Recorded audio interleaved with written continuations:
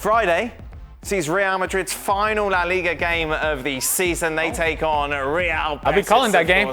Oh, are you? Oh, yeah. Oh, very good. Well, despite that, still watch it. It's on Yeah, ESPN please. Plus. Please do. 3 p.m. Eastern, of course, a busy day of a busy weekend of La Liga. And we'll be discussing that more as the week goes on. But first, let's talk about Real Madrid, shall we? Because, of course, Kylian Mbappe reported has made up his mind and will be joining the Spanish capital side alongside Karim Benzema and Vinicius Junior. The trident of 100 goals. Oh, you're Spanish. Is the, so good, I don't know why Benzema looks so old in that picture, but there we go. Stuart Robson, of course, has been very much the voice of La Liga for us.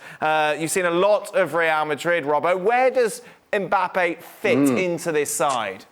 Well, that's the difficult thing because I think he's at his best when he's playing sort of an inside left, outside left, coming in from that left-hand side onto his right foot. Well, that's where Vinicius Junior has done so much good work this season.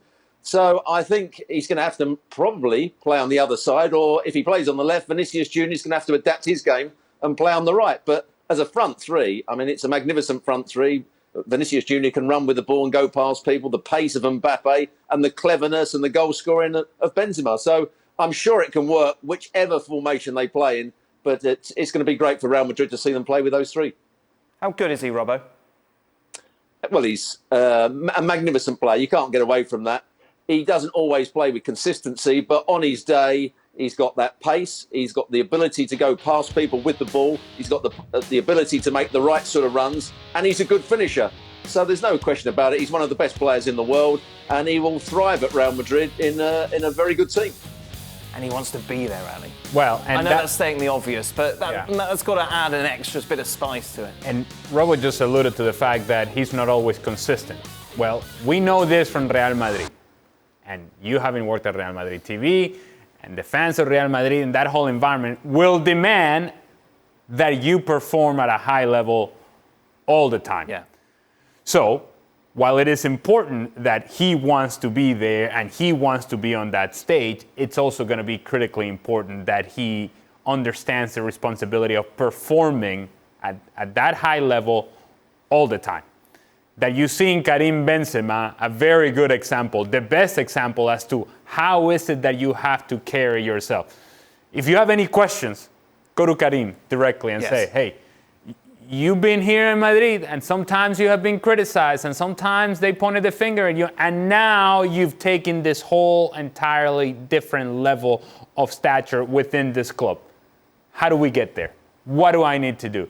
And the truth of the matter is, playing well at a high level with consistency and productivity will do that for you without you having to say absolutely nothing.